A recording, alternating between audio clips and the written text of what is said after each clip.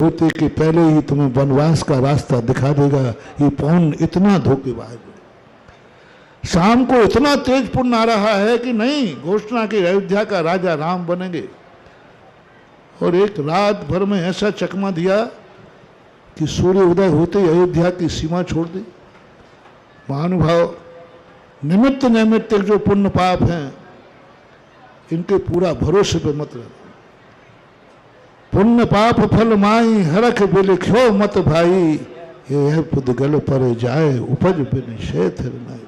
इस पर पूर्ण विश्वास नहीं मत करना। अपने पैर पर खड़े रहना। कहीं तुम्हारा पुण्य साथ नहीं देगा तो तुम रो मत पड़ना। आज ऋषभ देव उस पुण्य के खातिर, उस पुण्य के भरोसे निकल पड़े, पुण्य के भरोसे पर निकल पड़े। चलो हमारा पुण्य होगा, हम आहार के लिए जाते हैं, कहीं ना कहीं पुण्य होगा, कोई देगा।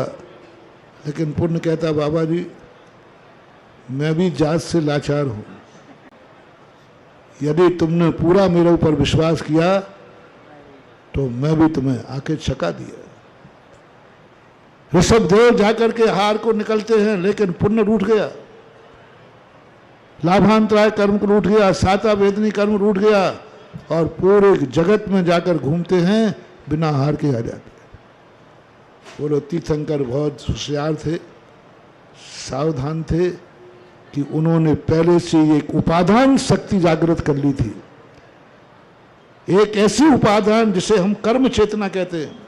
कर्म चेतना के दो रूप, एक निमित्त के अधीन होकर के कर्म करना, जिसे हमने कल किस्मत कहा था। वह किस्मत के अधीन जो कर्म चेतना करते वो अवचेतन दशा है, वो धोखा खाएगा। लेकिन एक जो है उपादान कर चेतना होती है। ऋषभ देव ने ऐसा उपादान प्राप्त कर लिया था कि यदि आहार नहीं भी मिले 6 महीने तक, तो भी उनका ये क्लेश होने वाला नहीं, अकाल में मरेंगे नहीं। उन्होंने ऐसी 9 कर्म वर्णाओं का आहार शुरू कर दिया। ये कबला आहार का क्या भरोसा, थाली में आए और बिलाव उठा के ले जाए। ये रोटियों का क्या भरोसा, तुम्हारे थाली में लगी कोई जबर से आगे छीन ले जाए। इसलिए ज्ञानी व्यक्ति एक और आहार अपने पास करता है, इसे 9 कर्म आहार बोल। 6 प्रकार के आहारों में कबला आहार जो है ये सरल सस्ता है, पुण्य के अधीन है। लेकिन एक 9 कर्म आहार होता है जिस पर कोई अंतराय नहीं डाल सकता, कोई विघ्न नहीं डाल सकता।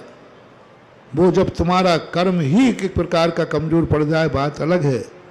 तीर्थंकर 9 कर्माहार का आलम्बन लेते हैं। साधु सबसे ज्यादा 9 कर्माहार करता है। तुम सोचते हो कि महाराज एक टाइम के भोजन भाने में कैसे रह जाते, यही तो तपस्या है, यही उपवास की साधना है।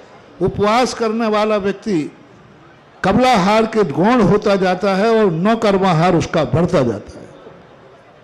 हम साधु लोग 24 घंटे 9 कर्माहार करते हैं, चारों तरफ से आता है।